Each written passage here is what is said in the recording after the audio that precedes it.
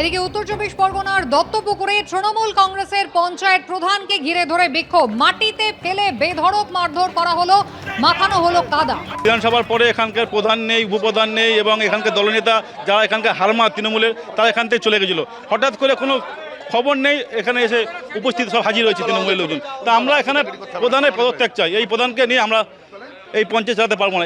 এনাদের নামে প্রচুর ইলিগেশন আছে, প্রচুর। কারণ আমরা এক একজন 2 বছর, 2.5 বছর, 3 বছর ঘর ছাড়া ছিলাম। হ্যাঁ, সেই ক্ষেত্রে আমাদের কি হয়েছে? তোলাবাজির অভিযোগে তৃণমূল কাউন্সিলরের ভাগ্নে গ্রেপ্তার। ভাটপাড়া তৃণমূল কাউন্সিলর মনোজ পাণ্ডের ভাগ্নে রাজ গ্রেপ্তার।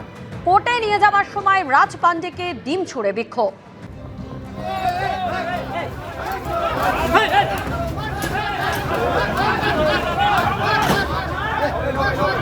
कौन केस में अरेस्ट किया है?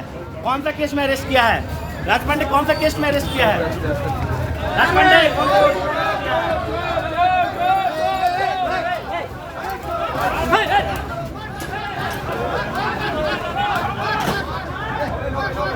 कौन केस में अरेस्ट किया है? कौन सा केस में अरेस्ट किया है? राज पांडे कौन सा केस में अरेस्ट किया है? राज पांडे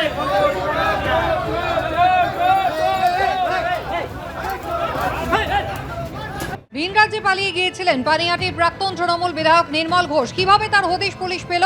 একেবারে একটি যে গাড়ি ব্যবহার করতেন নির্মল ঘোষ, সেই গাড়িটির প্রথমে এরা খোঁজ খবর শুরু করেন। গাড়ির নাম্বার দেখে সেটিকে ট্র্যাক করা শুরু হয়। যে সমস্ত টোল প্লাজা গাড়িটি পেরিয়েছিল সবকটিতে গাড়ির নম্বর ধরা পড়ে। গতকাল বালাসোরে একটি হাইওয়ের ধারে হোটেলের সামনে গাড়িটিকে পার্ক করা অবস্থায় তদন্তকারীরা দেখতে পান।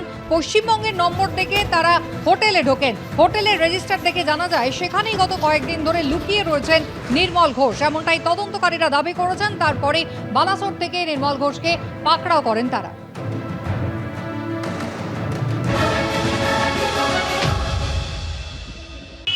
অবশেষে একটি গাড়ির সূত্র ধরে পানিহাটির প্রাক্তন তৃণমূল বিধায়ক নির্মল ঘোষের হদিশ পেলেন ব্যারাকপুর কমিশনারের গোয়েন্দারা।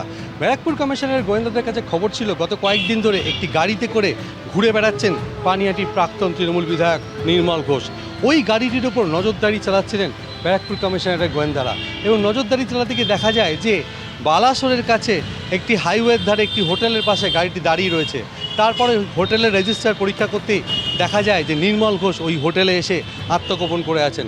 তখনই গতকাল দুপুরে সেই হোটেল থেকে তাকে গ্রেপ্তার করে ব্যারাকপুর কমিশনারের গোয়েন্দারা এবং খড়দা থানার পুলিশ।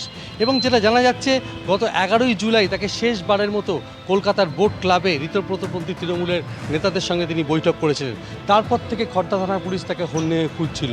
গত 10 তারিখে খড়দা থানায় লিখিতভাবে অভিযোগ দায়ের করেন অভয়ার বাবা মা। তারপরেই মামলা রুজু করে খড়দা থানার পুলিশ এবং তখন থেকেই নজরদারি চালানো হচ্ছিল নির্মল ঘোষের উপর। এই নির্মল ঘোষ গত কয়েক সপ্তাহে ভারতবর্ষের বিভিন্ন প্রান্ত এমনকি দিল্লি পর্যন্ত ঘুরে বেরিয়েছেন এবং সেই গাড়িটি গত কয়েকদিন ধরে তিনি ব্যবহার করছিলেন। তার পাশাপাশি একটি নতুন সিম কার্ড নিয়ে তিনি ফোন ব্যবহার করছিলেন, কিন্তু গতকাল সকাল থেকেই সেই ফোনটি বন্ধ ছিল। ফোনটি বন্ধ থাকা সত্ত্বেও গাড়ির সূত্র ধরেই অবশেষে দুপুরবেলা বালাসোরের কাছে একটি হোটেল থেকে তাকে গ্রেপ্তার করে ব্যারাকপুর কমিশনারের গোয়েন্দারা এবং খড়দা থানার পুলিশ। ক্যামেরায় তরুণ বিশ্বাসের সঙ্গে সমীরণ পাল, এবিপি আনন্দ, উত্তর 24 পরগনা। এবিপি আনন্দ, এগিয়ে থাকে, এগিয়ে রাখে।